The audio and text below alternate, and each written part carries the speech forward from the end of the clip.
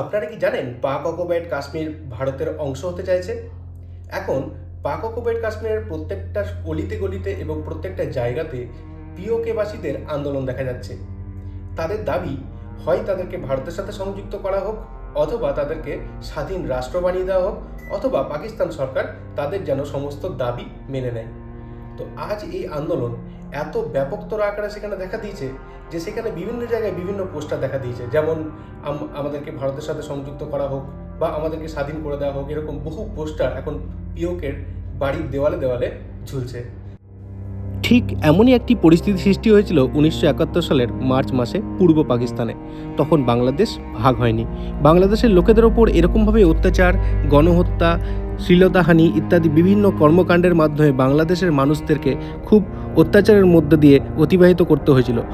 সেই সময় আমাদের প্রধানমন্ত্রী ইন্দিরা গান্ধী এবং বাংলাদেশের মুক্তিযুদ্ধের নায়ক শেখ মুজিবুর রহমানের নেতৃত্বে পাকিস্তান বাংলাদেশের কাছে আত্মসমর্পণ করেন 1971 সালের 16ই ডিসেম্বর।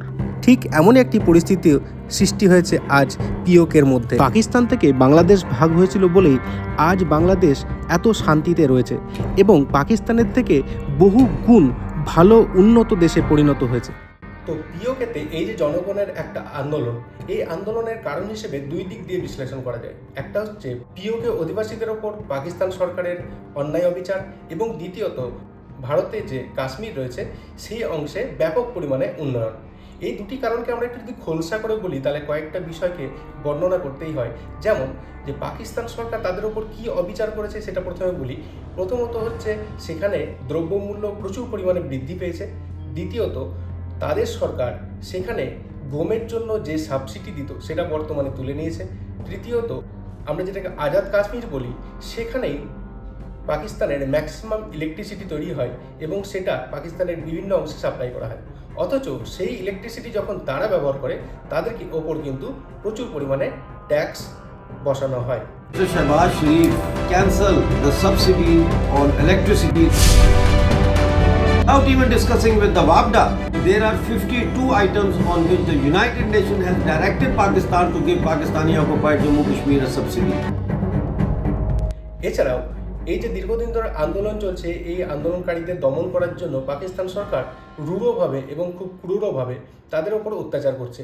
তাদের যে সাধারণ মানুষ রয়েছে তাদের ওপর লাঠিচার্জ, তাদেরকে গুলি করা, এগুলো তো রয়েছেই, এবং তার ফলাফল হিসেবে সরকারের অন্তর্গত যে সমস্ত পুলিশ রয়েছে তাদেরও কিছু জনের মৃত্যু হয়েছে।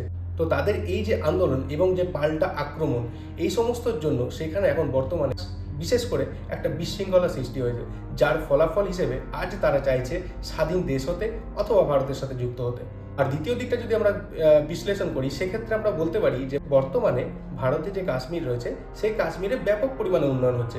এবং আপনারা জানেন গত বছর এখানে সবথেকে বেশি ট্যুরিস্ট এসছে, শুধুমাত্র ইন্ডিয়ান নয়, ইন্ডিয়ার বাইরে থেকেও বহু ট্যুরিস্ট বর্তমানে কাশ্মীরে এসছে এবং কাশ্মীরে প্রচুর পরিমাণে উন্নয়ন হচ্ছে। সেখানে বিভিন্ন বড় বড় ইভেন্ট হচ্ছে, ফর্মুলা 1 রেস হচ্ছে এবং G20 মিটিং হচ্ছে।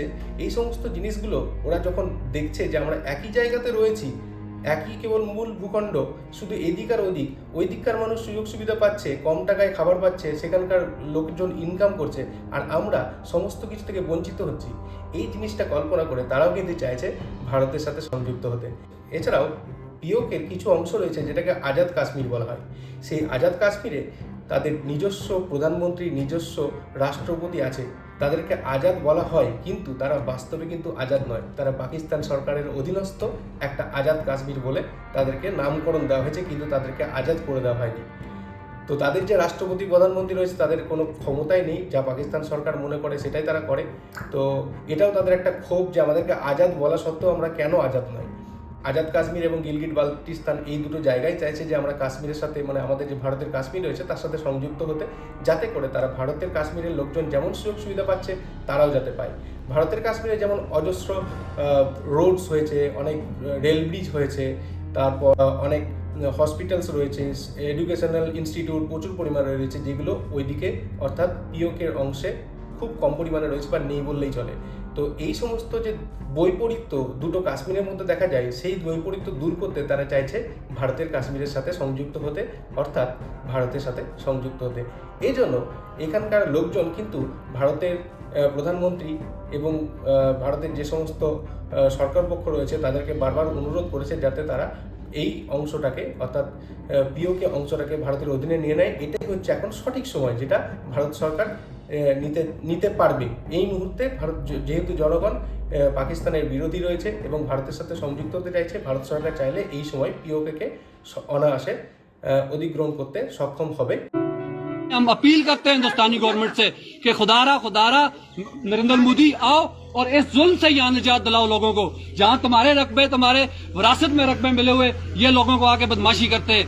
ठीक है, आज इन्होंने हमें पे दखल किया है। इस वक्त मेरे बच्चों को घर से निकाला है, बरसती बारिश में मैं रोड पे बैठा हुआ हूँ। ठीक है, तहसीलदार मुजफ्फराबाद, ये साबर नकवी, SHO थाना सिटी सदर, ये किस कानून के तहत बेदखल कर रहे हैं घर से घर सील करके। मैं कमिश्नर से अपील कर रहा हूँ कि 2 घंटे के अंदर अगर मेरे घर की सील न खोली गई, मैं खुद सोधी करूंगा, जिसकी तमाम तर जिम्मेदारी कमिश्नर मुजफ्फराबाद पे होगी। Today, the Indian government does not step up their efforts to free POJK and Gilgit-Baltistan, then this golden chance of our freedom will wither away. এবং ভারত সরকারও এরকম একটা এজেন্ডা কিন্তু তাদের কর্মকাণ্ডের মধ্যে রেখেছে। সেই জন্য ভারতের বিভিন্ন উঁচু উঁচু তাবর নেতারা বারবার কিন্তু বলে এসছেন যে পিওকে ভারতের অংশ হচ্ছে, পিওকে ভারতের অংশ হওয়ার জন্য আমাদের কোনো আলাদা করে যুদ্ধ করার দরকার নেই, সেইখানকার জনগণই নিজেদের ইচ্ছায় ভারতের সাথে সংযুক্ত হতে চাইবে। जम्मू एंड कश्मीर के पीएको को आप भारत का हिस्सा नहीं मानते हो क्या? एग्रेसिव ना हो, जान दे देंगे इसके लिए। क्या बात कर रहे हो आप? पीओके अपने आप भारत के अंदर आएगा, थोड़ा सा इंतजार कर। पाक अधिकृत कश्मीर में रहने वाले लोगों के भी को भी अब लगता है पाकिस्तान हमारा विकास नहीं कर सकता है।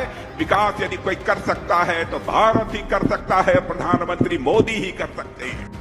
और शायद पाक अधिकृत कश्मीर के रहने वाले लोग भी ये कहेंगे हम अब भारत वाले कश्मीर के साथ जाना चाहते हैं, यानी भारत के साथ जाना चाहते हैं। এরকম একটা ঘটনা যেটা কিন্তু একদমই উপেক্ষা করা যায় না। একটা এত বড় একটা ঘটনা যেটা আমরা দীর্ঘদিন থেকে চেয়েছি যে পিওকে ভারতের অংশ হোক, সেটা কিন্তু খুব শীঘ্রই সত্যি হতে চলেছে।